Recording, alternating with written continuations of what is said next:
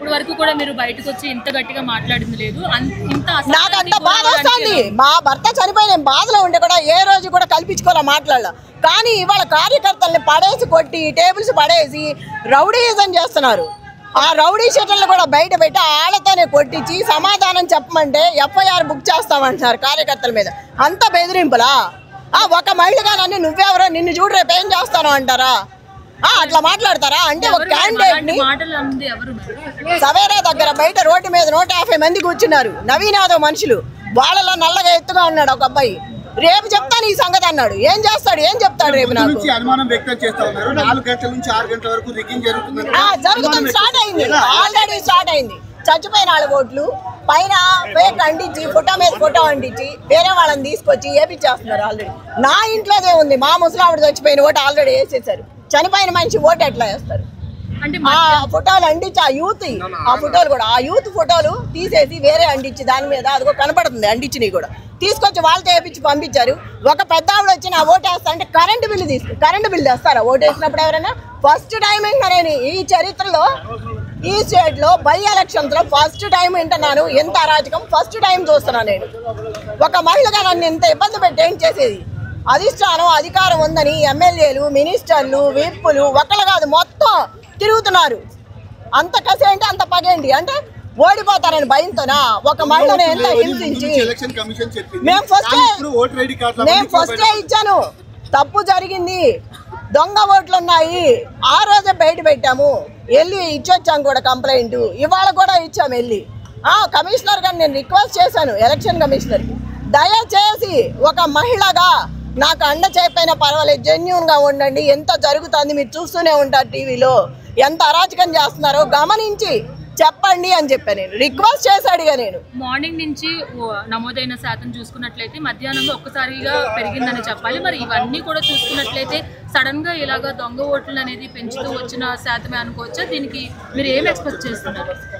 నా భర్త ఇంత ప్రజలు మంచిగా 10 సంవత్సరాలు ఉన్నారు, 3 సార్లు గెలిపించుకున్నారు. అంత ఎలక్షన్ జరిగినప్పుడు కూడా నేను ఇంత పిచ్చిగా ఎప్పుడూ చూడలేదు. ఇంత రౌడీయిజాన్ని భయపడి వెళ్ళేవాళ్ళు వెనక్కి. ఇవాళ ఈ జూబ్లీహిల్స్ ప్రజలకి ఆళ్ళ గోపన్న లేడని ప్రతి ఒక్కళ్ళు బయటకు వచ్చి రాజకీయాలు, అరాచకాలు అన్నీ ఒక్కటి కాదు మొత్తం చేస్తున్నారు.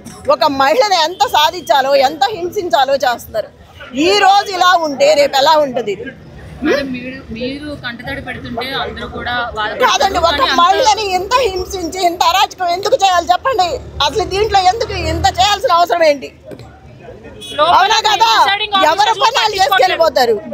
నన్ను కూడా బెదిరించి చంపుతానంటే ఏంటి? ఏం చేస్తారంటే చంపేస్తారా మమ్మల్ని? అంటే ఉండనివరా నా పిల్లల్ని? నన్ను ఉండనివరా? 4 రోజుల నుంచి అరెస్ట్ చేస్తున్నారు. నేను బయటికి చెప్పలేదు, ఈ రోజు చెప్తున్నాను. చాలా వచ్చినాయి, తెలీదు, ఎవరో తెలియదు మాకు. దాదాపుగా 40% పైగా ఓటింగ్ అయితే నమోదైంది. ఇంకా 1 అవర్ నేను కూడా ఇన్ని రోజులు మాట్లాడలా, మీరు చూసారు. చాలా ఓర్పుగా ఉన్నాను.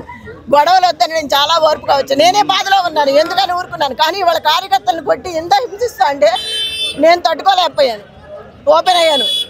ప్రతిరోజు ఇలాగే ఉంటాయి.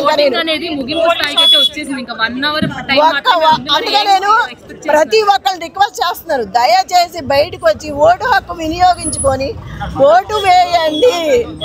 సవేరా ఫంక్షన్ హాల్లో 1000 మందిని తీసుకొచ్చి నిలబెట్టారు. అక్కడ బయట నుంచి అవసరం ఏంటి 1000 మంది నీకు? కృష్ణానగర్ బి బ్లాక్ లో ఏంటి పనులన్నీ? ఏంది ఎందుకు అసలు నన్ను బెదిరించడం ఏంటి?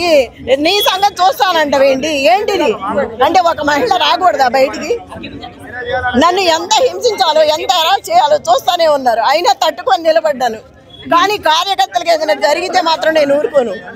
ఏ కార్యకర్తకి ఏది జరిగినా ఇవాళ కాకపోతే రేపైనా చెప్తాను నేను. అందుకే జూబ్లీహిల్స్ ప్రజలకి దండం పెట్టి చెప్తున్నా, ప్రతి ఒక్కరూ బయటకు వచ్చి ఓటు వేయండి, వినియోగించుకోండి ఓటు హక్కుని.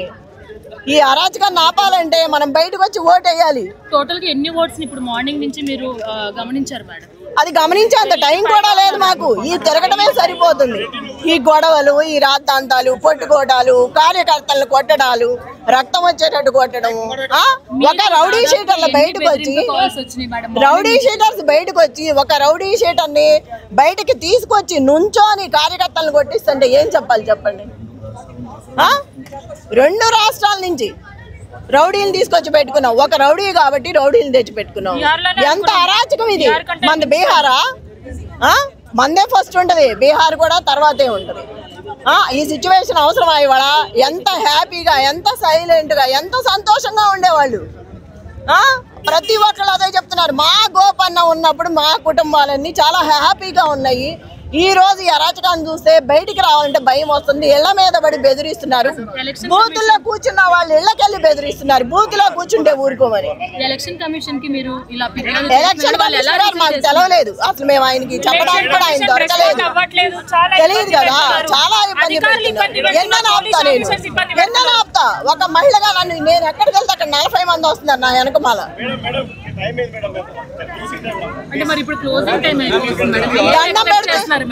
దండం పెట్టుకుని నా జూబ్లీహిల్స్ ప్రజలకి దయచేసి బయటకు వచ్చి ఓటు హక్కు వినియోగించుకోండి. ఎవ్వరికి భయపడవద్దు, ఎవ్వరికి బెదరొద్దు.